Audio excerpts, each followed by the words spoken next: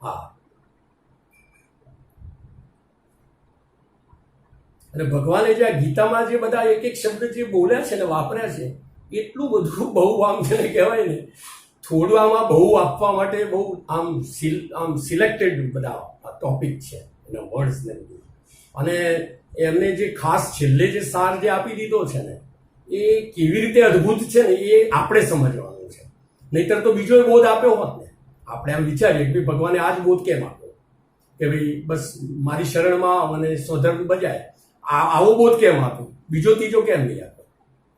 એની પાછળ કંઈક અદ્ભુત રહસ્ય છે કે ભાઈ આનાથી ઉપર કાંઈ છે નહીં, ત્યારે એમને આવો બોધ આપ્યો. નહીં તો એવું એ કહી શકત કે ભાઈ ચાલ તું યુદ્ધ કરે છે, હું તને મદદ કરું, અથવા તો કોઈ બીજી વિદ્યા શીખવાડી હોત કે ભાઈ બીજા શસ્ત્રો શીખવાડવાનું, સુદર્શન ચક્ર ચલાવવાનું શીખવાડ્યું હોત. એવું કશું નહીં શીખવાડ્યું, એની જરૂર નહોતી.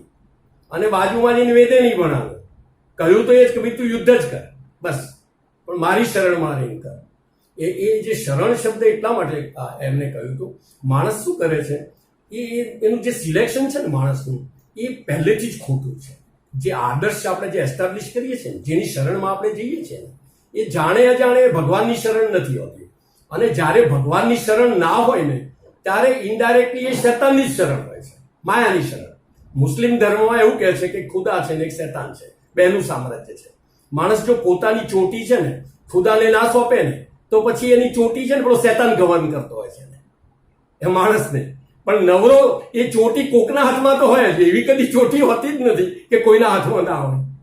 જો તમે એની સાથે સંગ છોડ્યો કે તમારી ચોટી જો ભગવાનને સોંપી નહીં શરણમાં જઈને, તો તમારો કંટ્રોલ શૈતાની વૃત્તિઓ બધી પકડી લે. હિન્દુ ધર્મ એને માયા કહે છે, એ માયાના સામ્રાજ્યમાં આવી જાય છે. માયા એની ચોટી પકડીને એને બરાબર ભમાવતો હોય છે. પણ લોકોને એટલો બધો શોખ હોય છે કે જાણી બુજીને જઈને ચોટી પકડાય છે કે હે માયા, હે શૈતાન, તું મારી ચોટી પકડ, હું તારી શરણમાં આવું છું, હું તમાકુ ખાઈશ, હું દારૂ પીશ, એ બધી પકડી એને ચોટી સોંપવા બરાબર છે. પછી એના હાલ શું થાય એ તો હવે માણસે કલ્પના કરવાની કે જ્યારે માણસનો કબજો જે શૈતાનો પકડી લે, પછી એ માણસની શું દશા થાય એ તો ભગવાન જાણે. પણ ભગવાને એટલું કહ્યું કે તમારા જે આદર્શો જે બનાવો છો ને, અને જે ધ્યેય બનાવો છો, એ જ ખોટા હોય છે. એટલે અર્જુનને એમ ના કહ્યું કે તું ચક્રવર્તી રાજા બન, તું આ કર, તું તે કર, એવું કશું ના કહ્યું.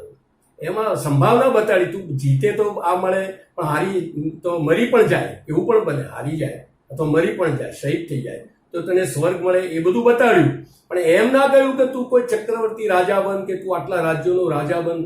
હવે એ ટાર્ગેટ ક્યાં કરવાના હોતા જ નથી.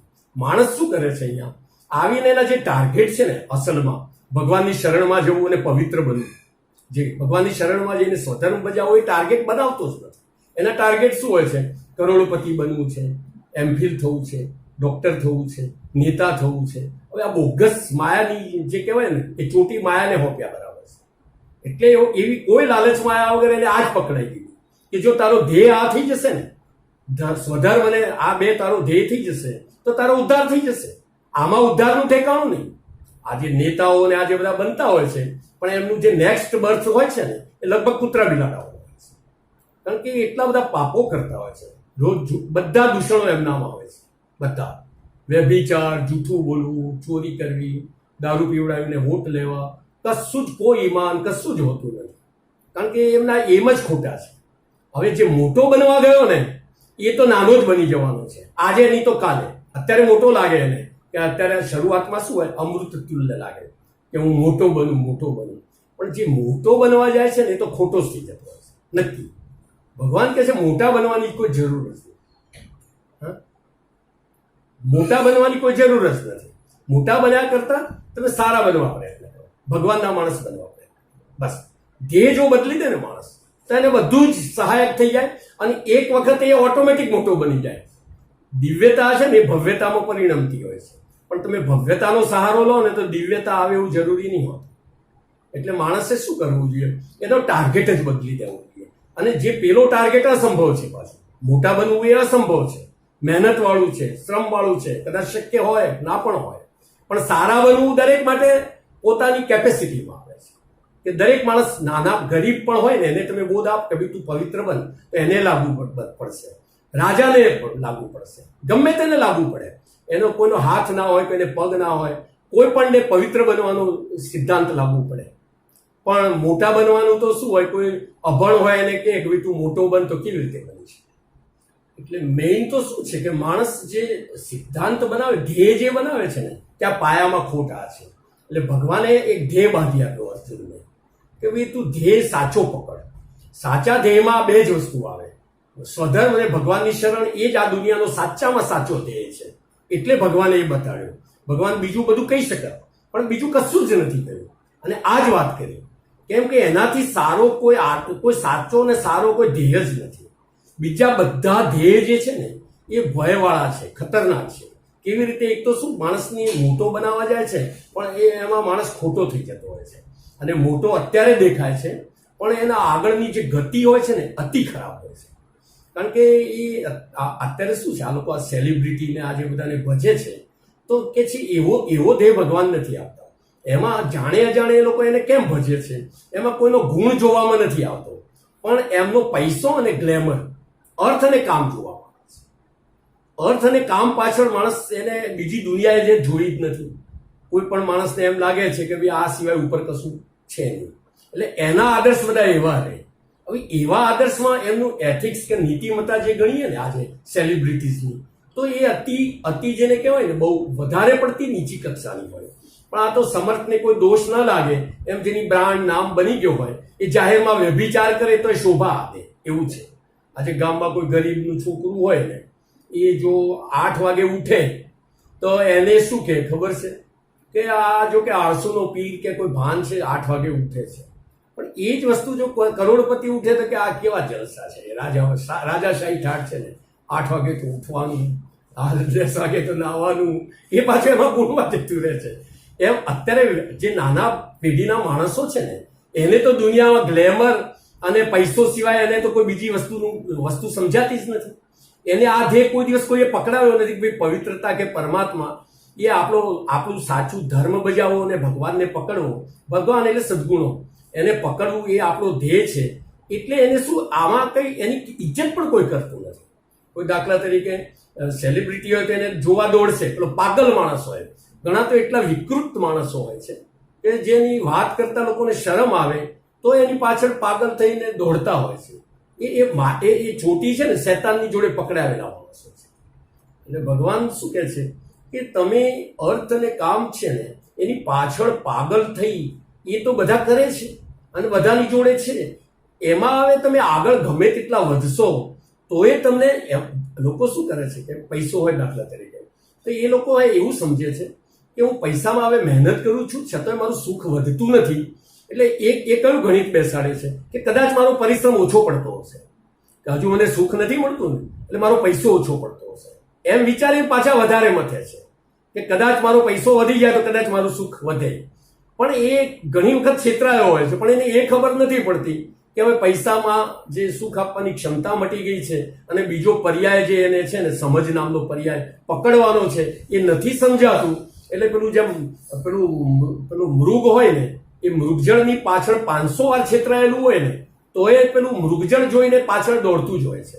એને એમ લાગે કે આ તો પાણી જ છે. 1000 વાર છેતરાયું હોય છે, પણ એનામાં અક્કલ નથી આવતી કે ભાઈ આ તો મૃગજળ છે, હવે આપણે ના દોડાય.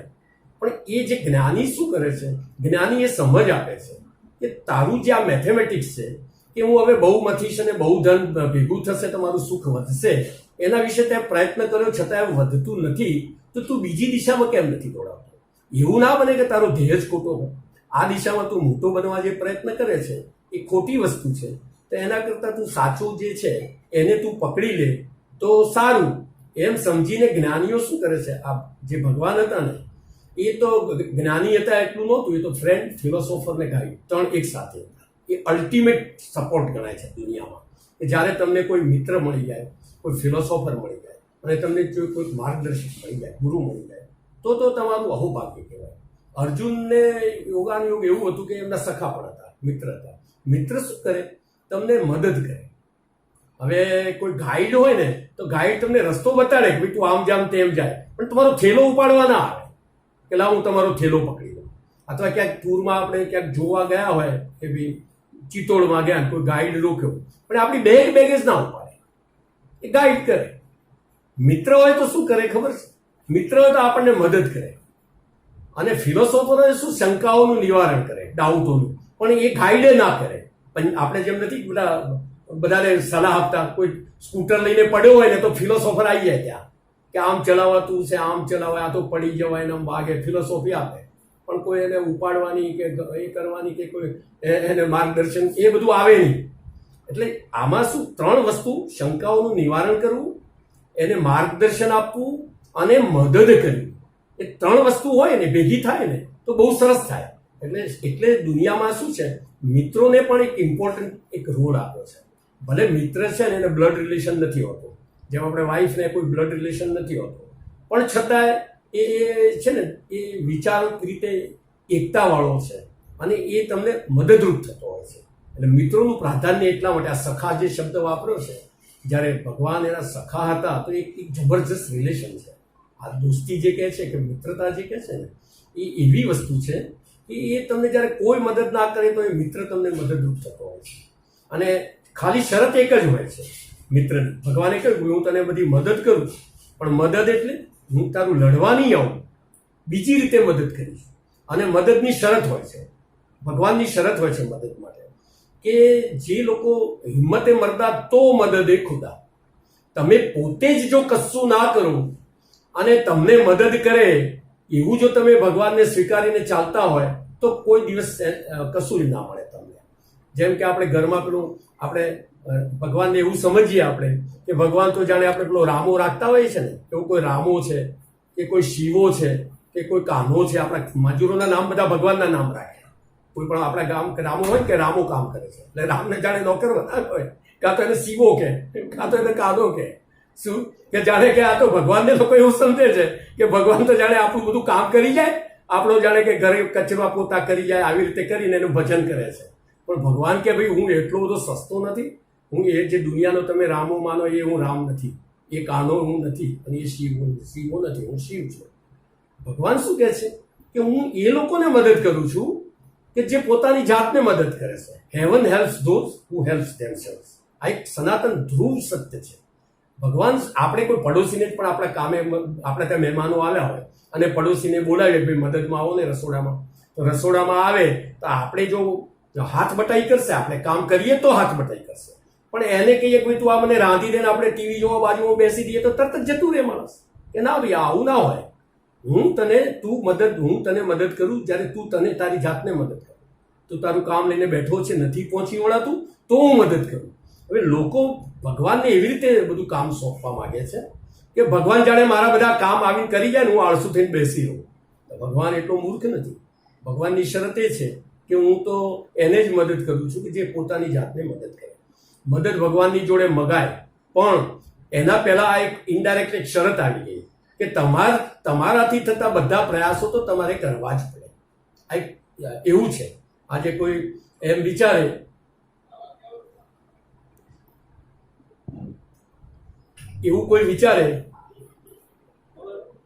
હા કે કામ હું કશું કરું. આજે કોઈ ભણવા જતું હોય, ભણવા જાય નહીં અને દાખલા તરીકે પેપરમાં હનુમાન ચાલીસા લખે કે હનુમાન કરે તો કોઈ માર્ક્સ ના આવી જાય.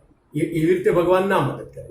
પણ તમે વાંચ્યું હોય, તમે આ કર્યું હોય અને ભગવાનની શરણમાં જાઓ તો બરાબર છે.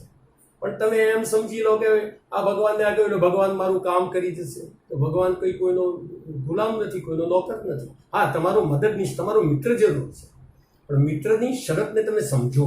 ભગવાને કોઈ પણ અરજી કરતા પહેલા તમારે જાણી લેવું જોઈએ કે મેં મારાથી બનતા બધા પ્રયાસો કર્યા છે, પછી જ એને તમે મદદ માગી શકો અને મદદ ચોક્કસ મળે. બાકી એને એમ લાગે કે નહીં આ નથી કામ કરતો તો એ કન્ડિશનલ વાક્ય છે. Heaven helps those who helps themselves. હિંમતે મરદા તો મદદે ખુદા. કન્ડિશનલ વાક્ય છે. બાકી ભગવાનની હેલ્પ તો કોઈ સંજોગોમાં મળતી નથી. જો એમ હેલ્પ મળતી હોય તો અર્જુનને એમ લાગે કે તું લડ તો હું તને મદદ કરીશ, પણ તું જ નહીં લડે તો હું તને મદદ નહીં કરું. એટલે આ જગતમાં માણસે પોતાથી બનતા બધા પ્રયત્નો કરીએ ત્યારે જ ભગવાનની મદદને લેવા એટલે માગવા માટે આપણે લાયક બનીએ છીએ. અને ભગવાન ચોક્કસ મદદ પણ કરતો હોય છે. બધા કામ ખાલી ભગવાનના ભરોસે મૂકીને આપણે બેસી રહીએ અને ભગવાન આપણું કામ પેલા જે આ રામાઓની જેમ આપણું કરી જાય એ રીતે ભગવાનનું જો મૂલ્યાંકન કરીએ તો ખોટું છે. એટલા માટે ઘણી વાર તો શું થાય છે, ઘણા લોકો બહુ ભગવાનનું ભજન કરે પછી એમ કહે છે કે આટલું બધું હું ભજન કરું છું પણ મને કાંઈ મળતું નથી. એ લોકો એમ સમજે કે આટલું ભજન કરું છું તો મને ધન મળી જવું જોઈએ, મને આ મળી જવું જોઈએ, એ મળી જવું. અરે પણ તું જે કામ જ જે કરે છે, ભગવાનનું ભજન તો અંતકરણ શુદ્ધિ માટે છે, પાપોને બાળનારું છે. તો ભગવાનનું ભજન તો ખોટું થાય જ નહીં. એ ભજન કર્યું તો તારું અંતકરણ શુદ્ધ થયું, તને તારા હૃદયને પવિત્રતા મળી, તો એ ફાયદો તો તને મળ્યો જ છે. પણ જો તું એવું ઉલટું જ વિચારતો હોય કે ભાઈ વાવ્યું હોય કંઈ અને આનું ફળ આ કેમ ના આવ્યું, તો એ તો ના આવે ને. એનું પુણ્ય તો તને મળે જ છે, પણ તું એમ વિચાર કે હું ભગવાનનું ભજન કરું એટલે ભગવાન મારો ધંધો ચલાવી દે અને ભગવાન મારું વાત ચલાવી દે, તો એ તો નિરાશ જ થવાનો છે. આજે અડધી તો નિરાશાનું કારણ આ શું હોય છે, એ જે પોતાના હાથમાં છે ભગવાનના હાથમાં સોંપે છે ને, જે ભગવાનના હાથમાં છે ને એ પોતે લેવા જાય છે. એટલે શું થાય છે કે એને આમ ભજન કરતા પરિણામ નથી આવતું ને, એટલે ભજનમાંથી એની નિષ્ઠા ઉઠી જાય છે. એને એમ થાય છે કે આટલું ભજન ભગવાનનું ભજન કરીને મારી તો બોરડી બે પત્તે એ ના થઈ. એટલે પણ બોરડી બે પત્તે તો કર્મથી થવાની છે, એના માટે ભગવાન ક્યાં આવે છે? એ તો તું વાત જ જુદી કરે છે. તારે કરવાનું છે તું કરતો નથી. આ તો ભગવાનનું ભજન તો પવિત્રતા માટે છે, આપણું અંતકરણ કે પાપો બાળવા માટે છે, અને એ તો અવશ્ય બળતા હોય છે. એટલે આવા ઘણી વાર જે આપણા જે મિસઅન્ડરસ્ટેન્ડિંગ હોય છે ને આપણા જે, એના લીધે શું થતું હોય છે કે ભગવાનમાંથી રુચિ ઓછી થતી હોય છે. હવે જો એનું જ્ઞાન ખબર પડી જાય કે ભાઈ ભગવાન ભજવા માટે એટલા માટે છે કે આપણે એનાથી પવિત્ર બનીએ, એની શરણમાં રહીએ, બીજાને ટાર્ગેટ ના બનાવીએ, એના લાયક બનવા એટલે કે માણસ બનવા પ્રયત્ન કરીએ. ખરેખર તો આ દુનિયામાં જો મોટામાં મોટો એમ હોય ને માણસ માટે, તો માણસ બનવાનો જ એમ છે. હું માનવ થાઉં તો એ ઘણું. કારણ કે ભગવાને હાથ જે હોય પૂંછડા વગરનું સરસ શરીર આપ્યું, બધું આપ્યું, પણ જો માનવતા ના હોય તો માણસની જે લાયકાત નથી, તને જે પોસ્ટ સોંપી છે એની તું લાયકાત નથી ને તું બીજું લાયકાતનું પાછું તું ક્યાં માગે છે? કોઈ માણસ હોય કલેક્ટર જ હોય, સરસ રીતે કંઈ કામ ના કરતો, કે મામલતદાર હોય અને પોતાની ડ્યુટી સરસ રીતે ના બજાવતો હોય અને આશા શું રાખે છે કે હું કલેક્ટર બનું. અરે પણ તું સારા મામલતદાર બનવાની ચેષ્ટા તો કર. તને જે રોલ સોંપ્યો છે સારા પ્રિન્સિપાલ બનવાની ચેષ્ટા કર. સારો ક્લાસ ટીચર હોય તો સારો ક્લાસ ટીચર બનવાની ચેષ્ટા કર. ના, સારા ક્લાસ ટીચર બનવું નથી, પણ પ્રિન્સિપાલ બનવાની એની ખેવના છે. તો એ તો ટાર્ગેટ જ ખોટો છે. ભગવાન કે તું કોઈ પણ સ્ટેજે મોટા બનવાનું ક્યારેય વિચારીશ નહીં. તે સ્ટેજે તને જ્યાં બનાવ્યો છે એ તારો ધર્મ સરસ રીતે બજાવી અને તું પવિત્ર બનવાની ચેષ્ટા કર. આ ચેષ્ટામાં શું કોઈ ઠેકાણે નુકસાન નથી, અને અંતે ઉલટું થાય છે. એ નાનો બનીને શરણમાં જેવડે નાનો બનીને જ્યારે આ કરવા જાય છે તો ઓટોમેટિક મોટો બની જાય છે, ઓટોમેટિક મોટો. અને પેલો મોટો બનવા જાય છે એ છેલ્લે નાનો બની જાય છે. એક ભાવ કે બીજા ભાવમાં એમના અવતારો બધા કૂતરા બિલાડાના જ હોય છે. શું એ તો એ લોકોને ખબર નથી કે આ સેલિબ્રિટીઝ જે ખોટી રીતે જે આ વ્યભિચાર ફેલાવે છે કે આ બધું જે કરે છે આ, પણ એમની ગતિ કેટલા લોકોને જે કહેવાય ને ખોટા સંગે ચડાવીને કેટલું અધોગતિ કરી રહ્યા છે. એનું પાપ જ્યારે મળે અને ભોગવે ત્યારે ખબર પડે કે આ તો ના જ બનાય. અને ભગવાનના ભક્તોમાં શું છે, ભક્તો બનતા બનતા બનતા તો એ પાછા ભગવાન બની જતા હોય છે, આગળ જતા. કારણ કે તમે જ્યારે પોતાને ડિઝોલ્વ મોટા બનવાની એક જ થિયરી છે આ દુનિયામાં, કે જેમ કોઈ ખાંડની કે મીઠાની પૂતળી હોય અને એમ કે મારે સમુદ્ર બનવું છે તો બની શકાય. પણ એ એમ કે હું સમુદ્રએ રહે ને હું સમુદ્ર જેવી બીજી ઢીંગલી બનું, તો એક ભગવાન છે ને કે હું બીજો આવું પાછો પેરેલલ ભગવાન બનું, તો બે ભગવાન તો કેવી રીતે ભેગા થઈ શકે? એ તો અસંભવ છે. હવે એને જો સમુદ્ર બનવું હોય તો શું કરવું પડે? એને એનું અસ્તિત્વ સમુદ્રમાં ઠાલવી દેવું જોઈએ, આખે આખું એ ડિઝોલ્વ કરી નાખવું પડે, ઓગળી જાય આખું. એક ખાંડનો કણ ઓગળી જાય અને એ જ્યારે સમુદ્રના ભેગું મળી જાય એ રીતે સમુદ્ર બની શકે. હવે આનાથી તો મોટો એમ શું હોય છે? પણ એ એમને પહોંચવાની પદ્ધતિ બિલકુલ ઉલટી છે. સમુદ્ર બનવાની જે ચેષ્ટા છે એમાં એને શરણાગતિ સ્વીકારીને અંદર ડિઝોલ્વ થઈ જવાનું છે. આગવું અસ્તિત્વ રાખીને બીજો સમુદ્રની જેમ મોટી પૂતળી એ ના બની શકે. એમ જીવે જો પોતાનું સાચું જ કલ્યાણ ને સાચા મોટા બની જવું હોય તો ભગવાનથી મોટો તો કોઈ છે નહીં. તેની સાથે ભળી જાઓ તો તમે મોટા થઈ જાઓ. એટલે ભળી જવા માટે તમે સૌથી નાના થઈ જાઓ એટલે તમે સૌથી મોટા થઈ જવાના છો.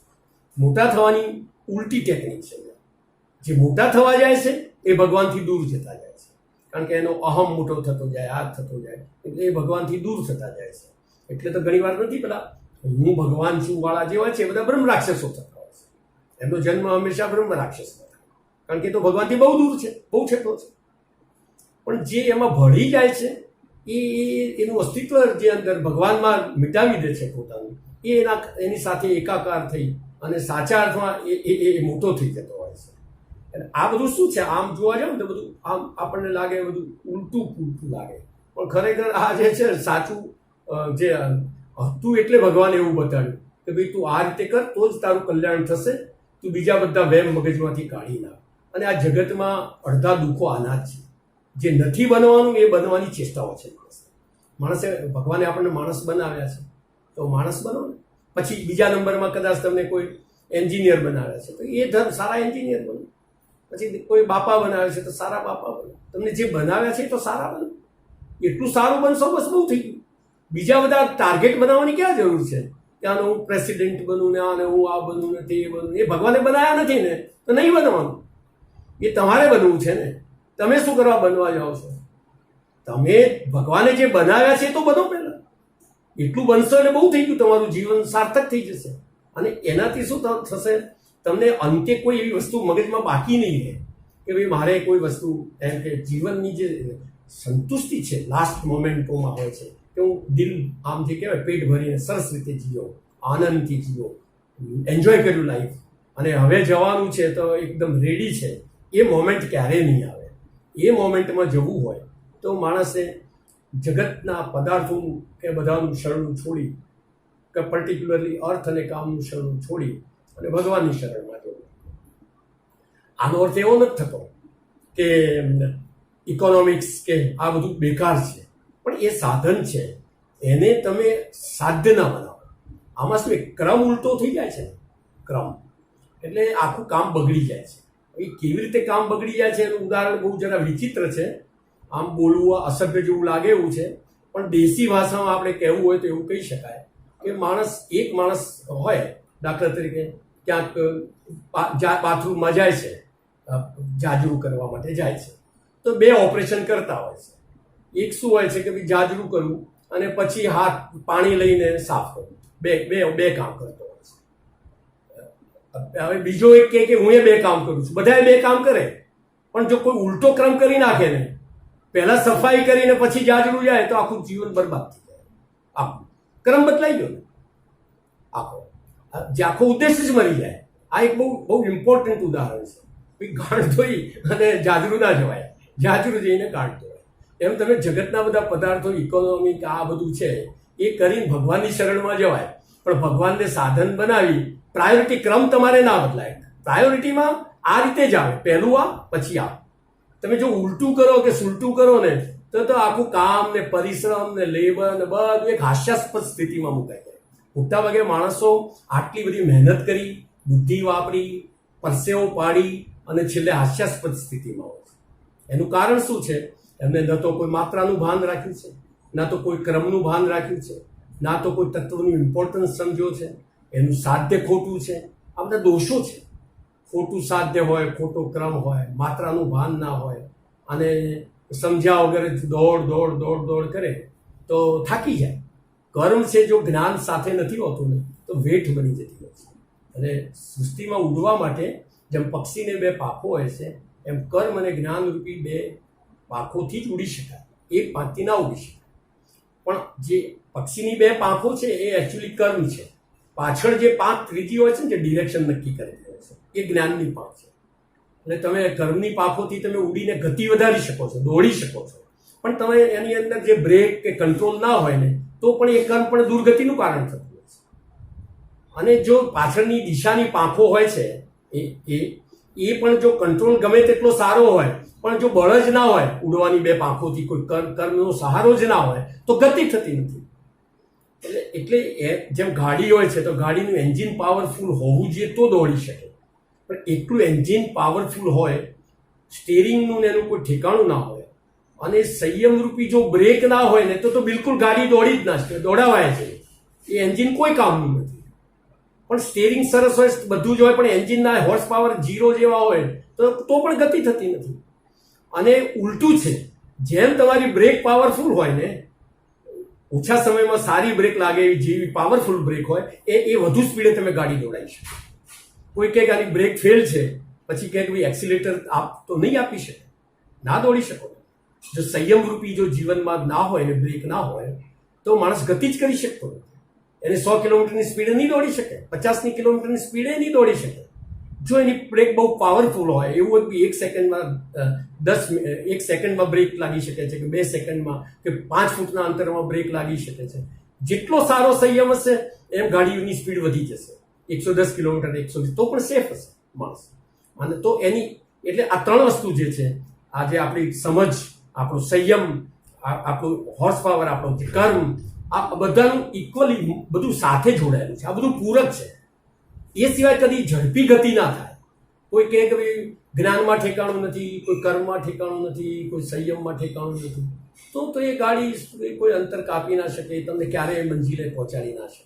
તમે એને વેઠમાં, એની સેવામાં, એના ધક્કા મારવામાં જ તમારું જીવન બરબાદ થઈ જાય.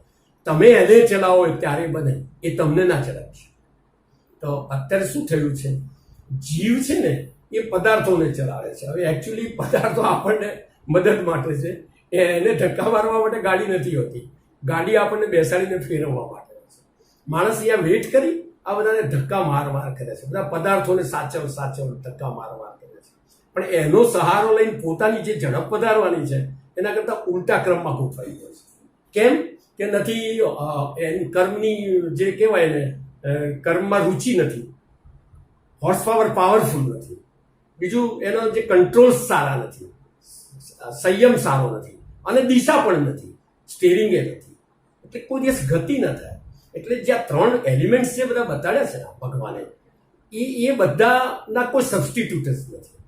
જેમ નથી કહેતા કે ભાઈ there is no substitute for hard work, છે જ નહીં. એનો હાર્ડવર્કનો કોઈ સબસ્ટિટ્યુટ, તપનો કોઈ સબસ્ટિટ્યુટ જ નથી. તપ માટે તમારે તપ જ કરવું પડે. એનો કોઈ વિકલ્પ જ નથી. વિકલ્પ એટલે ઓપ્શન, એનો કોઈ વિકલ્પ નથી. એ એકમાં આ તો લોકો જાણે છે, કારણ કે કર્મની ભાષા લોકો સમજે છે, એટલે એ રીતે આપણે સમજાવી દીધું કે ભાઈ કર્મનો કોઈ વિકલ્પ નથી. પણ વિકલ્પ નથી એવી આ બધી વસ્તુઓ એવી છે. જ્ઞાનનો પણ કોઈ વિકલ્પ નથી. જ્ઞાનનો કોઈ બીજો ઓપ્શન તમે શોધી ના શકો કે બીજું કંઈક મેળવીને જ્ઞાન વગર ચાલે, ના ચાલે. સંયમનો એ કોઈ ઓપ્શન નથી. બ્રેકનો કોઈ ઓપ્શન નથી. સંયમનો કંટ્રોલ જેને કહેવાય. અને ભક્તિનો એ કોઈ ઓપ્શન નથી. કારણ કે તમારા દિલમાં ભાવના જ નથી ગાડી ચલાવવાની, તો શું ગાડી ચલાવવાના છો? જ્યારે ભગવાનને મળવું, એ કોઈને મળવા જવું એવી વૃત્તિ જ નથી. આ બધું હોય તો કોઈ કામનું નથી. એટલે આ 4 એલિમેન્ટ્સ એક એવા એલિમેન્ટ્સ છે કે જેના કોઈ પર્યાય છે જ નહીં, આ દુનિયામાં શોધાયા જ નથી. એટલે તમારે એની શરણમાં જવું જ પડે. તપને તમે ના છોડી શકો, સમજને તમે ના છોડી શકો, સંયમને તમે ના છોડી શકો, અને ભગવાનની શરણને તમે ક્યારેય ના છોડી શકો. આ સિવાયની કોઈ ટેકનિક દુનિયાના બધા શાસ્ત્રોમાં, જેમ આપણે ઘણીવાર કહીએ છીએ કે દુનિયાના બધા શાસ્ત્રોમાં કાં તો ભગવાનના સ્વરૂપ વિશે આ સિવાય કોઈ બીજું છે નહીં. કોઈ શાસ્ત્રોમાં, બધા શાસ્ત્રોનો સાર છે. એમ જે મુક્તિ માટેના પ્રયાસમાં આ જે 4 વસ્તુ સિવાય બીજી કોઈ વસ્તુ નથી. એ ગીતામાં કહી દીધું છે, અલ્ટિમેટ કહી દીધું છે કે આ વસ્તુના કોઈ પર્યાય નથી. એ તમારે એમાંથી પસાર થવું પડે. જો તમે એકે ઓપ્શન એમ સમજો કે આનો ઓપ્શન મળી જાય, કસાનો આનો કોઈ શોર્ટકટ પણ નથી. એટલે બને ત્યાં સુધી એમાં શું માણસે લાગી જ જો. કારણ કે આમાં શું છે, જે જરૂરી એલિમેન્ટ્સ છે ને, એ આ દાખલા તરીકે કોઈ આજે એમ કહ્યું ને કર્મ છે. હવે એકલું કર્મ હોય અને જ્ઞાન સાથે જોડાયેલું ના હોય તો શું ફળ આપે? સમજ વગર કોઈ કર્મ કરે, આ જે બાળકો કામ સવારથી સાંજ સુધી મહેનત કરતા હોય છે, કોઈ સમજ વગર નહીં હોય તો કશું કામ ના લાગે. એમ તમારું જ્ઞાન હોય પણ એને કર્મ સાથે ના જોડો અને બેસી જ રહે તો એ જ્ઞાન શું કામ લાગે? કશું જ કામ ના લાગે. બટ નેચરલ છે. એવું શ્રદ્ધા અને ભક્તિમાં એવું છે. તમારું જ્ઞાન હોય, આજે તમારી દિલ છે, માની લો ભક્તિ છે, પણ દિમાગ ના હોય તો અંધશ્રદ્ધા થઈ જાય. અને એવી રીતે તર્ક સાથે હોવું જોઈએ. ભાવનામાં તર્ક ભરેલો હોવો જોઈએ અને તર્કમાં ભાવના ભરેલી હોય. એ એવું છે, તમારી તર્ક શક્તિ હોય પણ ભાવના ના હોય તો તર્ક કોરો તર્ક બની જાય.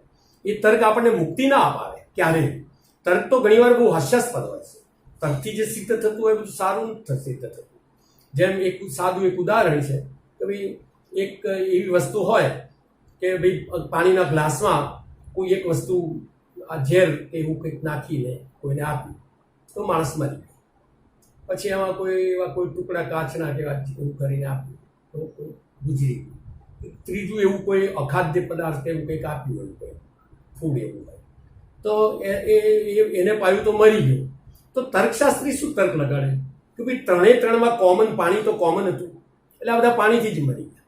તર્કથી ઘણી વાર આવું સિદ્ધ નથી થતું, કારણ કે બીજા બધા પદાર્થો તો આમાં હતો ને આમાં હતો, ત્રણમાં કોમન તો પાણી જ હતું. બધાએ પીધું તો એ બધા આજે ત્રણે પીધું, ત્રણ મરી ગયા. એનો મતલબ શું થયો કે જે કોમન છે એનાથી જ આ મરી ગયા. તર્કથી આવું સિદ્ધ થતું હોય છે. એ તર્કનો સહારો લઈને જિંદગી પસાર ના થાય. એવા હજારો ઉદાહરણ આપું કે તર્કથી તમને સત્ય લાગતું હોય સરાસર જૂઠું, એકદમ જૂઠું. કારણ કે તર્ક માણસને છેતરે છે, બુદ્ધિ છેતરતી હોય છે. અને તર્કને જો પૂરો ન સમજાય એટલે કહ્યું છે literal learning is a dangerous. જો એને પૂરી રીતે એ રીતે પણ તર્ક દોડાઈ શકાય કે ભાઈ પાણી ત્રણમાં ઇનોસન્ટ હોઈ શકે અને ત્રણ વસ્તુ ઝેર જુદા જુદા પ્રકારના પોઈઝન હોય, પોટેશિયમ સાયનાઇડ હોય કે બીજું હોય તો ત્રીજું ઝેર, તો પણ માણસ મરી શકે. પણ ત્યાં ઝડપી બુદ્ધિ પહોંચતી નથી. અસલ તર્કમાં બુદ્ધિ ક્યારે પહોંચે એ એક સ્પેશિયલ એક સ્ટેજ હોય છે, અમુક હદથી ઉપરનું હોય ત્યારે એ દિશામાં તર્ક પહોંચે છે, બાકી તર્ક નથી પહોંચતો. જેમ અહીંયા જગતમાં જ આપણે કરીએ છીએ, કોઈ એક બોટલ લીધી હોય અને એમાં પેલો બૂચ નથી હોતો જે આમ ફૂંક મારા આ વિજ્ઞાનમાં આવતું પેલા આમ એક પ્લાસ્ટિકનો કોટ સીટનો બૂચ આવે, આમ ફૂંક જેમ મારો ને એમ તમારી તરફ વધારે આવે. એટલે બધું વધારે આવે બહુ જોરથી ફૂંક મારે ને તો ઓર વધારે આવે, કારણ કે અંદરથી પાછી હવા એને પકડીને આમ લાવે. એટલે એને એમ લાગે કે આ સારું બહાર નીકળતો નથી, આમ જે અંદર જતો નથી, ફૂંકું છું પણ અંદર નથી જતો, તો મારો પ્રયાસ ઓછો પડે છે એટલે એ વધારે જોરથી ફૂંક મારે. પણ જેમ વધારે જોરથી ફૂંક મારે એમ વધારે બહાર આવે. એમ જગતમાં એ જે અન્ડરસ્ટેન્ડિંગ છે બધા કામ નથી લાગતા. આ સંસારમાં લગભગ એવું જ હોય છે, એવું વિચારે છે માણસ કે હું આટલો બધો શ્રમ કરું છું પણ હજુ મને બહુ સુખી નથી, તો હું લાવો હજુ બીજા વળખા વધારે મળે. પણ એમ કે કદાચ મારો પ્રયાસ ઓછો પડતો હોય પણ બીજી દિશામાં નથી વિચાર, એ જ દિશામાં વિચાર. જ્ઞાન શું કરે છે, તમને બીજી દિશા બતાવી દે છે કે ભાઈ તમારે સફળ થવું છે, સુખી થવું છે, શાંત થવું છે, વિજય મેળવવો છે, મોટા બનવું છે, ધન કમાવું છે, આ બધું છે. તો તમે સાવ ઉલટું વિચારો, કારણ કે આ તો તમે વિચાર્યું હતું જ, આ તો તમે કરતા હતા જ. હવે એના દિશામાં જો હું તમને માર્ગદર્શન આપીશ તો એ તો તમને અનુભવ છે, એમાં તો તમને કાંઈ મળ્યું નથી. તો એને તમે ઉલટું સમજો. જેમ પૈસામાં એવું છે કે પૈસો છે ને, માન છે, પૈસો છે, આ દુનિયાની ઘણી બધી ચીજો એવી છે કે જે તમને આપીને મળે. હવે એ થિયરી અહીંયા તો સમજાય જ નહીં. ઉલટું કરવાનું છે કે માન લેવું હોય તો માન લેવા લોકો બહુ મથે, થાકી જાય, એટલા પ્રયાસો કરે પણ માન એને મળે નહીં. પણ એને કોઈ દિવસ એવો પ્રયાસ કરી ગયો, એને એવું વિચાર આવ્યો કે ભાઈ હું માન આપવાનું શરૂ કરું. હા, એમ જો બધાને માન આપવાનું શરૂ કરે તો માન મળી જાય. હવે આ એને મગજમાં બેસતું જ નથી. તર્કની મર્યાદાઓ જુઓ કેવી છે. એ તો એવું વિચારે છે કે આ રીતે નહીં મળતો બીજી ટેકનિક શોધી, એમાં બહુ ઊંડા ઉતરી જતા હોય છે, બહુ ફેરફારો કરે. એમ લાગે કે અમે તો આમ ઇન્વેસ્ટિગેશન કરીએ, બીજી હવે ટેકનિક લગાડો છો. તમે 3000 ટેકનિક લગાડો એ બધી ફેલ જવાની છે, કારણ કે એ વસ્તુ જ આખી ઓપોઝિટ છે, ઉલટી દિશામાં જ વિચારવાનું છે. સાવ કરવાનું કશું આવે આ દુનિયામાં કરવાનું કશું છે જ નહીં, ખાલી રિવર્સલ કરવાનું છે તો બધું જ મળી જાય એવું છે. શોર્ટમાં બહુ જબરજસ્ત છે આ વસ્તુ, કારણ કે જે દિશામાં તમે ગતિ કરીને નથી મળ્યું તો એ જ બતાડે છે કે ઉલટી રીતે કરો તો મળવાનું છે. આમ સિમ્પલ લોજિક છે, સાદી વાત છે. એટલે આમાં શું થાય છે, એ માણસને પછી એ દિશામાં શું કરતો હોય છે કે ખોટી દિશામાં મત કરે છે પણ એને સાચી વસ્તુ સમજાતી નથી. પણ જો એને સાચી વસ્તુ સમજાઈ જાય તો એને કરવાનું બધું એકઠું પડી જાય છે. એ દિશામાં બુદ્ધિ દોડાવવાની, મહેનત કરવાની, આ કરવાની. ઘણી વાર તો ના કરવાનું જ કરવાનું હોય ને વસ્તુ મળી જતી. અમુક વખત એવું બને કે કરવાથી કાંઈ ના મળે પણ એવું ના કરવાથી મળી જાય, કારણ કે એ નકામું કરે છે. એટલે નકામું તો કરવાનું બંધ કરે એટલે એનો હેતુ સિદ્ધ થઈ જતો હોય છે. આ દુનિયામાં બહુ વસ્તુ એવી છે કે જે તમને પરાવર્તિત થઈ અને સામેથી બુમરેંગ થઈને આવતી હોય છે. એમાં ઘણી બધી વસ્તુઓ આવે છે. દાખલા તરીકે તમે આ ઘરમાં જ હોય અને તમે બધાને શાંતિ પહોંચાડો તો એ બધા તમને શાંતિ પહોંચાડશે. સુખ મેળવવાનો એક જ રસ્તો છે. તમે બધાને ત્રાસ પહોંચાડો તો તમારી દશા થાય, તો બધા તમને ત્રાસ પહોંચાડે. પછી કહે મને તો ઘરમાં મને તો કોઈ માન આપતું નથી, મને તો કોઈ પ્રેમ આપતું નથી. પણ તમે આપો છો? તમે જોયું? તમે તો આપતા નથી. આશા રાખો છો કે મને બધા પ્રેમ આપે. કેવી રીતે આપે? ભગવાને બધાને શું છે, આ દુનિયાના ટોટલ સંસાધનો અને ટોટલ વ્યક્તિ અને એની ઉદરપૂર્તિની વ્યવસ્થા ભગવાને બહુ પરફેક્ટ કરી છે. જેમ લગ્નનો કોઈ સમારંભ હોય તો એ સમારંભમાં ફિક્સ જ હોય કે 500 માણસને ઇન્વાઇટ કરે, 500 હોય છે. પણ લોકો એવું સમજતા હોય કે નહીં હોય તો એને ખોટી પડાપડી કરતા હોય છે. એ તો સારું નાનું ઉદાહરણ છે. પણ ભગવાને તો ઉલટું બનાવ્યું છે. એક મોટું ટેબલ બનાવી અને બધાને બેસાડી દીધા છે. રાઉન્ડ ટેબલ, ઇક્વિ ડિસ્ટન્સ, બધાને બેસાડી વચ્ચે બધી સામગ્રી મૂકી છે વચ્ચે. અને પછી શું કર્યું છે, હાથે મોટા મોટા આમ ચમચા બાંધ્યા છે. આ ડિઝાઇન છે. મોટા મોટા ચમચા બાંધીને ક્યાં સુધી પેલી જે ડીશો સુધી પહોંચે ને ત્યાં સુધીના બધાને ચમચા બાંધીને પકડાવે છે. હવે વ્યક્તિ શું કરે છે કે ભૂલથી મારે રખે ને કોઈને તો ખવડાવાય નહીં, કોઈને અપાય નહીં. એટલે એ શું કરે છે, આમ ભરીને આમ ખાવા જાય છે તો બધું પડીને બધું કશું કોઈના હાથમાં આવતું નથી. અને આ આખો જગત બધું તરશું મરી જાય છે. કારણ કે એને ટેકનિક જ ખબર નથી પડી ભગવાનની ડિઝાઇન. હવે જો એને એમ ખબર પડી જાય ને કે આ મારે આ ચમચો નાખી પેલા સામેવાળાને ખવડાવવાનો છે તો પેલો સામેવાળો તમને ખવડાવશે, તમારું કામ પતી જશે. આટલું સિમ્પલ છે આ જગત. તમને બધું મળશે પણ છોડીને મળશે, ત્યાગીને મળશે. તમે પ્રસાદ કરીને ત્યાગીને બધું મળશે પણ મેળવવા જશો ને એટલે બળાત્કારથી કશું નહીં મળે. બળાત્કારથી વસ્તુ દૂર જશે. ઉતરવું હોય ને તો આમ પાછળ જે હોય ને આમ તો માણસ પેલો આગળ ભાગ કરે. પાછળ પડી જશો ને કોઈ વસ્તુ પાછળ, તમે પૈસાની પાછળ પડી ગયા કે તમે કોઈ છોકરા પાછળ પડી ગયા, કોઈ બીજા પાછળ પડી, એ દૂર ભાગ થશે. એના કરતાં તમે પાત્રતા કેળવી બુદ્ધિની જેમ વિષ્ણુ ભગવાનની જેમ શાંતિથી તમે બેસી તો તમારી સેવામાં બધું હાજર થઈ જશે. કારણ શું છે કે એ જે દુનિયાના સંકલનના જે સિદ્ધાંતો છે ને એને સમજતો નથી. એ ધન જેમ આપીને મળે, માન આપીને મળે છે, પ્રેમ આપીને મળે છે, આ બધું આપીને મળે છે. દુનિયાની કોઈ પણ ચીજ એવું છે, give and take and give છે દુનિયામાં. ક્યાંય તમે કહો કે હું લઉં, પણ લઉં શું તમારે આવે જ નહીં ને, આવવાનો વારો જ આવતો નથી. એ શબ્દો જ છે શાસ્ત્રોમાં. ટેક એન્ડ ગીવ એ કદી પોસિબલ જ નથી. ગીવ એન્ડ ટેક, પહેલા આપો તો લેવાનો વારો આવશે. તમે જો કોઈને આપશો જ નહીં તો લેવાનો વારો. એટલે માણસે શું કરવું જોઈએ, એને છોડવાનું, આપવાનું, આ બધું શીખવું પડે તો એને બધું મળી જશે. મહેનત કરવાથી નહીં મળે પણ સમજપૂર્વક જીવનને જીવવાથી બધું મળી જતું હોય છે. કારણ કે આ જે ભગવાનની ડિઝાઇન કેવી છે, જેમ મન પણ છે તો મનનો પણ એવો ઉલટો સ્વભાવ છે. મન પણ શું આમ સાધેલા બાબરા ભૂત જેવો છે. મન એક માણસની જબરજસ્ત પ્રચંડ શક્તિ છે અને માણસનું જબરજસ્ત ટૂલ છે. એ જેટલા આપણા કામ કરી શકે એટલા કદાચ કોઈ કશા ના કરી શકે. એમાં સુષુપ્ત મન છે. મન પણ બે છે, એક નાનું મગજ, મોટું મગજ છે. એમ પણ એક સબસિડરી અને મેઇન પણ છે. પછી આમ જોવા તો એક દિલ અને દિમાગ એટલે રાઈટ બ્રેન ને લેફ્ટ બ્રેન પણ છે. બ્રેનના બહુ ભાગ છે, મનના બહુ ભાગ છે. એ એક જબરજસ્ત એને સમજવા જેવું છે. કારણ કે મુક્તિ તો એનાથી મળે છે.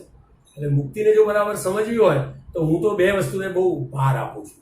એક તમે ઇકોનોમિક્સને સમજો અને એક મનને સમજો. જો મનને ને ઇકોનોમિક્સને સમજશો તો તમને સમૃદ્ધિ અને શાંતિ બે મળી જશે. જેટલો પ્રયાસ તમે આને ઇકોનોમીને સમજવા પ્રયાસ કરો, એ ઇમ્પોર્ટન્ટ ભાગ છે. મોક્ષનો રસ્તો જ છે. Prosperity and piece. પીસની 3 જે ડિગ્રીઓ જો કાઢી નાખીએ આપણે, ઓર્ડિનરી કે આ સુપરલેટિવ ને કમ્પેરેટિવ, તો એ બ્લીસ હોય ને એ બધું કાઢી નાખીએ, આગળનું પરમાનંદ ને આનંદ કાઢી નાખીએ તો શાંતિ શબ્દમાં આવી જાય. સીધી રીતે સમજવા. એક બાજુ શાંતિ છે, એક બાજુ સમૃદ્ધિ છે. હવે સમૃદ્ધિ છે એ મદદરૂપ છે, પૂરક છે. એક તો પહેલો બધાને વહેમ શું છે કે આ સમૃદ્ધિ અને શાંતિ પૂરક કેવી રીતે હોઈ શકે? અરે ભાઈ, બે બીજી જાતિ છે, બંને ઓપોઝિટ નથી, જુદી જ વસ્તુઓ છે. એકબીજાના વિરોધી હોય ને. પ્રોસ્પેરિટીના વિરોધી તો દારિદ્રતા ને એ બધું હોય. અને પીસનું વિરોધી તો અશાંતિ હોય. પીસનું વિરોધી કદી પ્રોસ્પેરિટી ના હોઈ શકે. તો પીસ અને પ્રોસ્પેરિટી બે સાથે રહી શકે છે. તો જો તમારી જોડે જેટલી પ્રોસ્પેરિટી છે તો એટલું તમે જ્ઞાન મેળવો, સમજ મેળવો. એટલે તમારું કર્મ છે, તમારી જોડે પદાર્થો છે તો તમે સમજ મેળવો. અને જો તમારી જોડે સમજ છે અને હજુ તમને અભાવ લાગે છે જે કહેવાય સુખનો, તો તમે પદાર્થો મેળવો. તમે બંનેને એકદમ સાથે રાખો. જ્ઞાન અને કર્મને બે સાથે રાખો. બંનેની ડિગ્રી, જેટલું ઇમ્પોર્ટન્સ તમે કર્મનું આપો એટલું જ્ઞાનને આપો. પદાર્થોની સાથે સાથે સમજ આવતી રહેશે તો એટલું બધું બંને પૂરક છે અને બંને એકબીજાને મદદરૂપ થશે.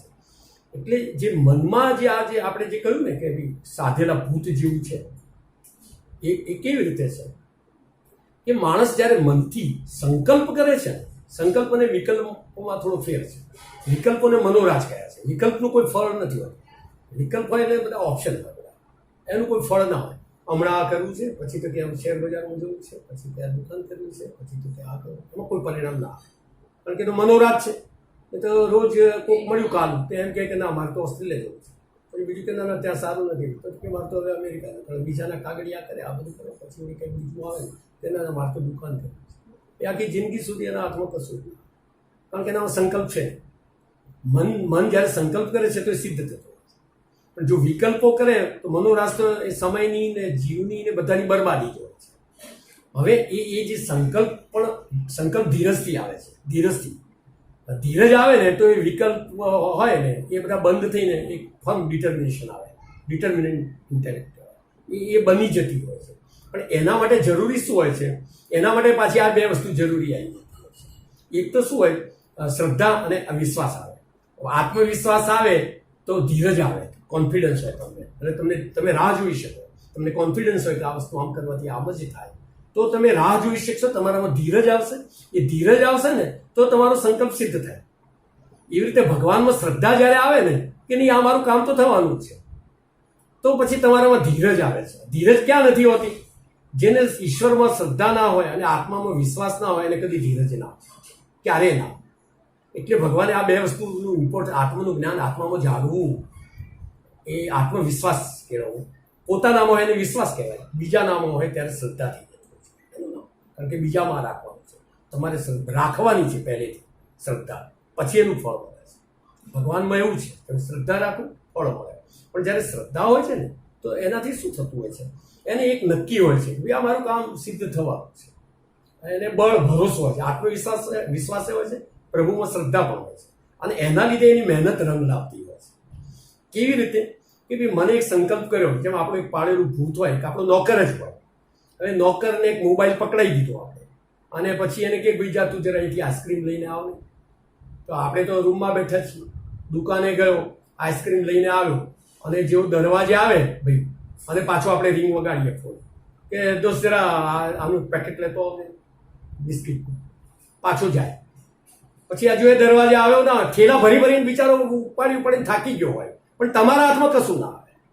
એ દોડ્યા જ કરતો હોય, આમથી લાવે, બધા એક કૂવો ખોદ્યો, બીજો કૂવો ખોદ્યો, ત્રીજો કૂવો ખોદ્યો, 10 ફૂટ ખોદ્યો હોય, પાણી આવ્યું ના હોય, બીજો પાછો 5 ફૂટ બીજો કૂવો ખોદ્યો, પાછો 15 ફૂટ બીજો કૂવો.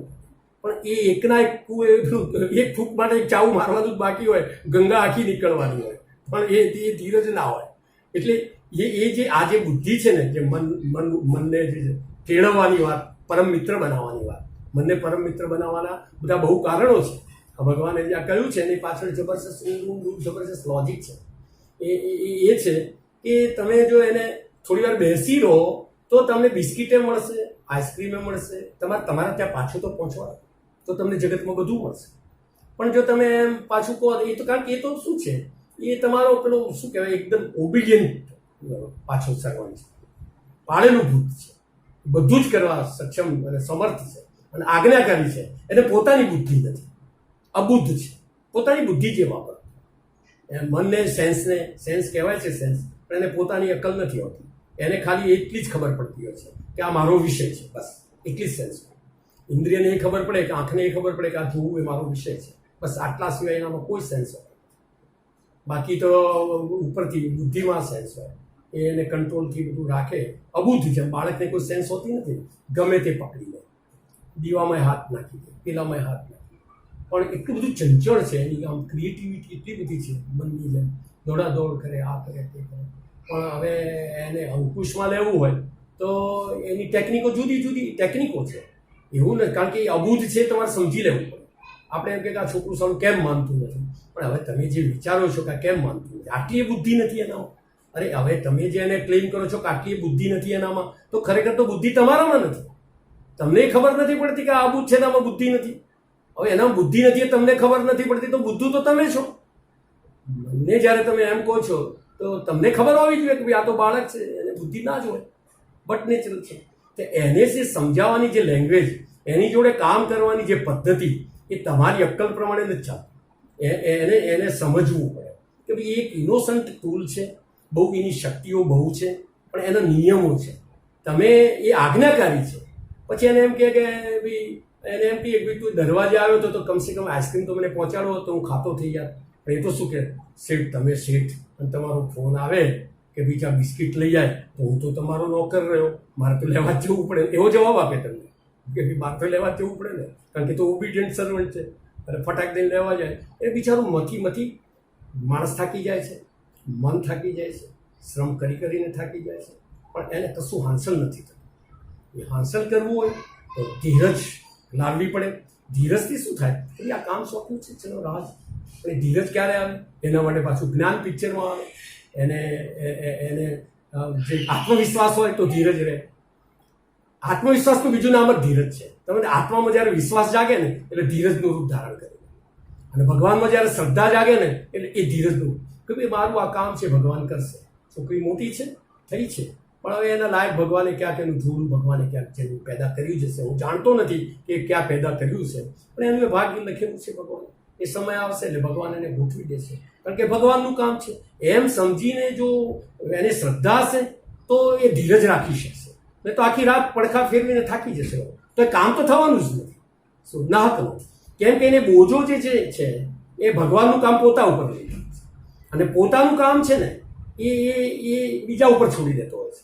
હવે જે દાખલા તરીકે કર્મ કરવું એ આપણું કામ છે, સ્વધર્મ બજાવવું એ આપણું કામ છે, તો એ પાછો ના કરે. આમ ચિંતા કરે કે આમ આનું થઈ જાય, છોકરીઓમાં થઈ જાય, પણ એકચ્યુઅલી કોઈક આવે કે ભાઈ આને જોવા જવાનું તો પાછું ના જાય. તો એવું ના ચાલે. તમે એકવાર સમજી લો કે કર્મમાં તમારો અધિકાર છે, એ તમારા હાથમાં છે. મહેનત કરવી, પવિત્ર બનવું અને ભગવાનનું ભજન કરવું, એટલે ભગવાનની શરણમાં રહેવું, એ તમારું કામ છે. પ્રાર્થના કરવી એ જે તમારું કામ છે. અને તમને જે કામ સોંપ્યા છે એના માટે ભગવાનની પરમિશન લેવાની જરૂર નથી. એમને તમને સોંપી દીધું. આજે કોઈ કલેક્ટર પેલા મામલતદાર હોય એને અમુક રાઇટ્સ આપી દીધા હોય, કોઈ 5,000 માટે આમાં તમારે સહી કરવાના રાઇટ્સ આપી દીધા, એ તો કલેક્ટરે એક જ વાર કહી દે. પછી વારે કોઈ પાછો કેસ આવે એને મામલતદારે પાછું કલેક્ટરની ઓફિસમાં દોડીને ના જવાનું હોય કે આમાં હું સહી કરું, આમાં મારે આ કરવાનું. એટલે ભાઈ તારા રાઇટ્સ છે, તને સોંપી દીધું, તું મને શું કરવા હેરાન કરે છે? તો ભગવાન કે ભાઈ આ તને તારું કામ છે, તને સોંપી દીધું, તારા રાઇટ્સમાં આવે છે, તું એમાં મને શું કરવા ઇન્વોલ્વ કરે છે? કારણ કે એ તો તારે જ કરવાનું છે.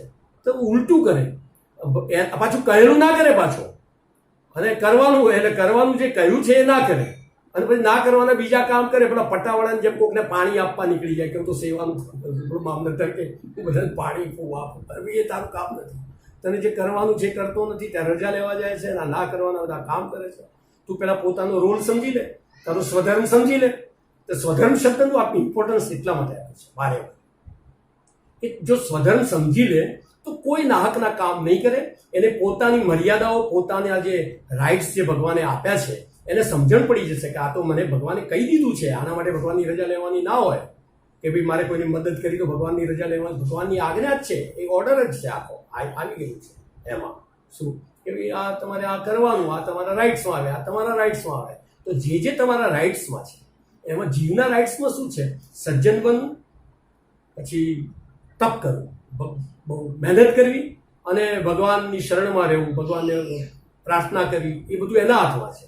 પણ ફળો કે બીજા બધા ટાર્ગેટ બનાવવા કે હું મોટો બનું, આ બનું, એ બધું ભગવાન ઉપર છોડી અને એને જો જીવે ને તો શું થાય? નાહકનો થાક ન લાગે, અને જે શ્રમ છે બધો એને પૂરેપૂરો કામ લાગે. હવે જે આપણે જે વાત કરી ને, થોડું મન માટે થોડું કહી લઈએ કે મનને જેમ કહ્યું ને આ બાબરા ભૂત જેવું, એમ બાળકનું પણ, બાળકના જેવું પણ મન છે. એ પણ ઉદાહરણ છે. એ કેવી રીતે કે એને તમે જે અંકુશ રાખો, પણ કેવો હોય એનો અંકુશ હોય પણ મર્યાદામાં હોય. એકદમ અંકુશ એટલે મર્યાદા એ ના હોય અને આમ છૂટ પણ આપો પણ મર્યાદા બે વસ્તુનો સમન્વય કરવાનો છે. એક બાળક ઉપર તમે બધા જે કહેવાય ને છૂટ જ ના આપો તો સારી રીતે હેન્ડલ નથી કરતા, એનું ઉલટા રિઝલ્ટ આવતા હોય છે. અને બિલકુલ છૂટ જ આપી દો અને મર્યાદા ના બાંધો તો પણ ખોટું છે.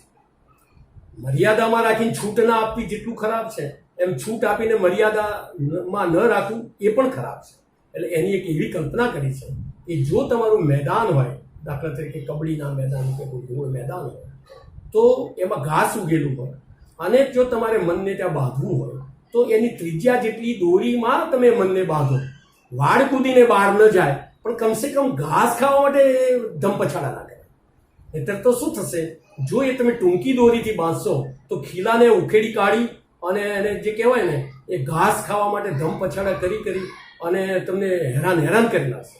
એટલે બુદ્ધિપૂર્વક એની લંબાઈ ફિટ કરી દો, એટલી લંબાઈથી એને બાંધો.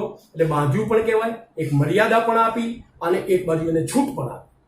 એવી મર્યાદા પ્લસ છૂટની સમજણ, એની બોર્ડરોને સમજી અને જો મનને આપવામાં આવે તો મન આપણો પરમ મિત્ર બની જતો હોય છે અને એ આપણને આસાનીથી મુક્તિ અપાવી દેતું હોય છે. દુનિયા ભૌતિક સિદ્ધિઓ પણ અપાવી દેતી, બધું અપાવી દેતું હોય છે.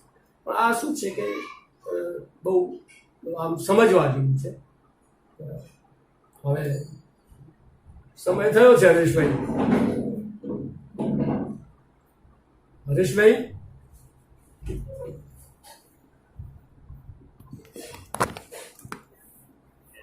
રમેશભાઈએ વાતો કરી, શરૂઆત ત્યાંથી કરી હતી કે આપણે બધાએ, આખો સમાજ અથવા તો જીવ સૃષ્ટિ અથવા તો મનુષ્યોમાં સામાન્ય રીતે મોટા કોને ગણવા, એવી વાત એમણે શરૂ કરી. અને આપણે જે અર્થ અને કામ વાળા લોકોને મોટા ગણીએ છીએ, એ આપણી કેટલી મોટી ભૂલ છે એ સમજાવવી જોઈએ. બરાબર, ગ્લેમર હોય, પૈસા હોય, એ અર્થની વાત, અને એ લોકો મોટા અને બાકીના નાના, અને સમાજમાં પણ એમને જ આગળ રાખવામાં આવે છે. અને પછી ગ્લેમર ગમે તે રીતનું હોય, કે કોઈ હીરો હિરોઈન નું ગ્લેમર હોય, કોઈ ક્રિકેટ કે કોઈ સ્પોર્ટ્સમેન નું ગ્લેમર હોય, કે અત્યારે સાધુ બાબાઓ ગ્લેમર વાળા જ થઈ ગયા છે, એમનું ગ્લેમર હોય. પણ એ બધું આપણને ખોટા રસ્તે દોરી જનાર છે. અને એમને મોટા ગણવા એ બહુ મોટો મને લાગે છે કે આપણા માટે આપણી સમજ પરિપક્વ નથી, એટલે આવું આપણે કરતા હોઈએ છીએ. જ્ઞાન એ શું છે, એટલે મર્યાદાની સમજ સાથે જે કંઈ મેળવાય એ જ્ઞાન છે. જ્ઞાન એટલે એવું નહીં માત્ર લોકો પીએચડી થતા હોય છે અને કેટલા બધા રિસર્ચ પેપરો કરે છે ને બધું કરે છે, પણ એનું જ્ઞાન એ કોઈ ભગવત કાર્યમાં અથવા તો મોક્ષના માર્ગે અથવા તો ભગવત ભક્તિમાં ક્યાંય એ જ્ઞાન કામમાં આવતું નથી. એટલે એ તો માત્ર ઇન્ફોર્મેશન છે, એ જ્ઞાન નથી. એવી વાતની સમજ પણ રમેશભાઈએ આપી. બરાબર, તમે તમારું પોતાનું કર્મ કરી જાઓ અને ભગવાનની મદદ મળી જશે. વાત એ છે કે તમારે તમારું કરવું નથી અને મંદિરમાં જેમ કે એ ભગવાન મને આટલું આપી દે, મને પૈસા વાળો બનાવી દે, કે મને મારા છોકરાના લગ્ન કરી આપવું, કે તો ભગવાન કઈ એવો નવરો નથી. તમારું કર્મ તો કરવાનું જ છે, અને પછી ભગવાનની મદદ. અને ભગવાનને તો રમેશભાઈ કહ્યું એમ સતત આપણા ઉપર એની કૃપાનો જ વરસાદ છે. હવે આપણે વાડકી લઈને ઉભા રહેવું કે તમે જેટલું પ્રસાદ મેળવી શકો એવી તમારું મન એટલું મોટું વિશાળ કરી દો કે એ કૃપા પ્રસાદ સતત તમને મળતો રહે, અને આપણે જીવનમાં ઘણું બધું એ પ્રસાદીથી કરી શકીએ. પણ આના માટે એમણે કહ્યું એમ જ્ઞાનની અને સમજપૂર્વકના જ્ઞાનની જરૂર છે. એ વાત એમણે બહુ સરસ કરી. કર્મ અને સંયમને એમ કે જ્ઞાનની બ્રેક લાગવી જોઈએ. બરાબર, નહીં તો સંયમિત કર્મો ન હોય અને ગમે એમ ઊંધું ગાલીને કર્મો કર્યા કરીએ, અથવા તો એ કર્મોમાં અતિશયોક્તિ લાવીએ. બધા અતિશય, કોઈ સંતોષ જ નથી આપણને જે કંઈ ઈશ્વરે આપ્યું છે એમાં, અને બસ ક્યારે મોત આવવાનું છે બધા એમ જ માને છે જીવતા હોય ત્યાં સુધી. હું તો અમરખડો લઈને આવ્યો છું, મને તો કશું થવાનું જ નથી. અને છેલ્લા દિવસ સુધી કાં તો ધન પાછળ કે બીજા કામ વાસનાઓ પાછળ જે રહે છે, તો એમાં એમ કે જ્ઞાન છે એ તમને બ્રેકનું કામ કરે છે. જો તમારી સમજ વિકસે, તમારું જ્ઞાન વિકસે, તો એમાં બ્રેક ઓટોમેટિક લાગતી હોય છે અને એ કર્મને તમે સંયમિત કરી દેતા હોય છો. તમે એવું એક ક્ષણે એવું થાય કે બસ હવે બહુ થયું, હવે મારે જે કંઈ કરવાનું છે, ઈશ્વરે મારા ઉપર આટલું બધું કૃપા વરસાવી છે, તો મારે જે કરવાનું છે મારા માટે અને બીજા માટે કરવાનું છે. આપણે પરસ્પરની સરસ વાત કરી. પેલામાં આપણું એક વેદ વાક્ય છે, તેને ગુંજીતા આપીને જ ભોગવાય, મેળવીને કશું ભોગવાતું નથી. એટલે એમણે પેલા હાથે બાંધેલા ચમચાનું જે ઉદાહરણ આપ્યું કે તમે જાતે ખાઈ જ નહીં શકો, બરાબર. તો ભગવાનની ડિઝાઇનની એમણે સુંદર વાત કરી કે ઈશ્વરે એવું ગોઠવી રાખ્યું છે કે બધાને બધું જ મળે, લેતા આવડવું જોઈએ. એ માટે તમારું કામ, જ્ઞાન તમારું કામમાં આવશે. અને આપવું મળવાનું જ છે, પણ આપવાની જે વૃત્તિ નથી થતી લોકોમાં, બરાબર. દરેક ધર્મમાં એવું તો કહ્યું છે, ભૌતિક રીતે આપણે જોઈએ તો દરેક ધર્મમાં એવું તો કહ્યું જ છે કે ભાઈ 10% તમારે આપવું હોય. પછી મુસ્લિમ હોય કે બીજા હોય, બધા જ ધર્મ, ઇસ્લામમાં એ છે, ચતુર્સમાં એ છે, પારસીમાં એ લોકોએ કહ્યું છે. હમણાં આપણે જોયું 108 વર્ષ થયા તેમ છે જીતાતાને, છતાંય આજની તારીખમાં એ સૌથી મોટા દાનવીર વિશ્વ લેવલે છે. તો એમને ક્યાંય એવું નહીં હોય કે ભાઈ મારું આટલું બધું છે તો હવે મારે શું કામ આપી દેવું અને લોકો માટે કરવું. તો એમણે એક ક્યાંક તો મર્યાદા બાંધી અને એમ કહ્યું કે મારે ભગવાનનું કર્મ કરવાનું છે. એમની સમજ જે રીતે વિકસી હોય એ રીતે. પણ તમે જુઓ તો કેટલું મોટું કામ કર્યું. તો આ મોટા છે, નહીં કે જે લોકો માત્ર હોર્ડિંગ ને એમાં માને છે એ મોટા નહીં. સમૃદ્ધિ અને શાંતિ એ પૂરક છે. અમે બહુ સરસ વાત કરી કે શાંતિનું વિરોધી સમૃદ્ધિ નથી, ક્યારેય નથી. શાંતિનું વિરોધી અશાંતિ જ હોય છે, અને સમૃદ્ધિનું વિરોધી દારિદ્ર્ય કે તમે જે કંઈ ગણો એ જ હોઈ શકે. પણ મોટે ભાગે આપણે એવા ખોટા ખ્યાલમાં ચાલીએ છીએ કે શાંતિ, સમૃદ્ધિ મળે તો શાંતિ ન મળે, અથવા તો આવા તો સમૃદ્ધિ અને શાંતિ બંને સાથે કેવી રીતે રાખી શકાય. તો એ માટે ફરી એકવાર જ્ઞાનની એમણે વાત કરી કે તમારે જો સાચી સમજદારી ઊભી થઈ હશે તો આ તમને વિરોધી નહીં લાગે.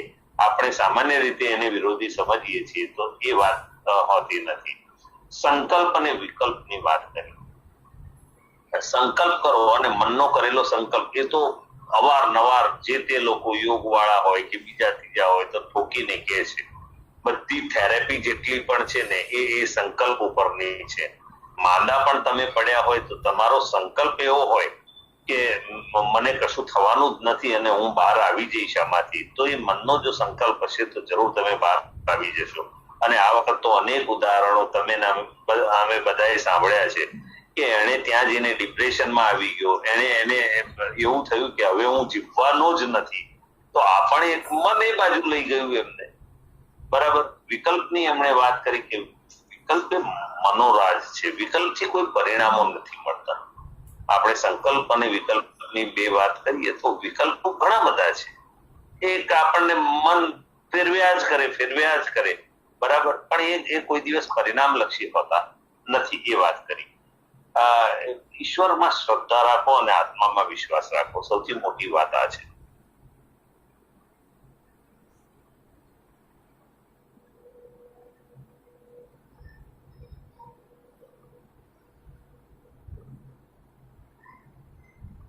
બંધ થયું ભાઈ? શ્રદ્ધા એટલે એનો શરણાગતિનો ભાવ એ શ્રદ્ધા છે, અને એ નથી રહેતું એટલે. અને આત્મામાં આપણને આપણા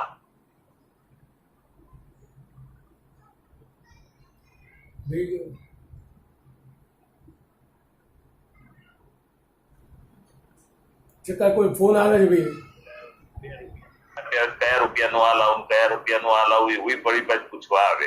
મનાબૂદ છે, એને કશું ભાન નથી. અને એટલે તો ગીતામાં જ કહ્યું છે ને કે મન એવ મનુષ્યાણામ કારણમ બંધન મોક્ષ. બંધન અને મોક્ષ બંનેનું કારણ જ મન છે.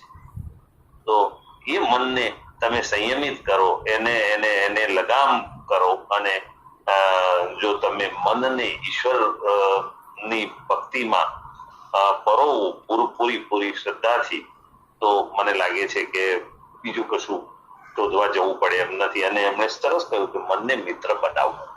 તો મિત્ર કેવી રીતે બનાવાય? આપણે આ પ્રયત્નો કર્યા નથી કે મનને મિત્ર બનાવવાના પ્રયત્નો આપણે કર્યા નથી. આપણે કાં તો એમ કરીએ છીએ કે મનને જ્યાં ફરવું હોય ત્યાં ફરે.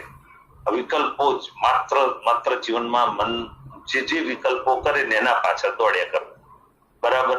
અને આપણી સંકલ્પ શક્તિ બિલકુલ જેને કહીએ કે ક્ષીણ થઈ ગઈ છે.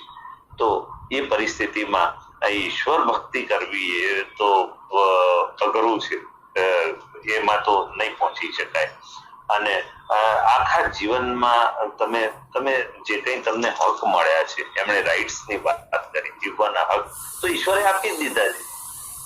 માત્ર છે તમારે કેવી રીતે એને અમલમાં મૂકવાના છે, ભોગવવાના છે.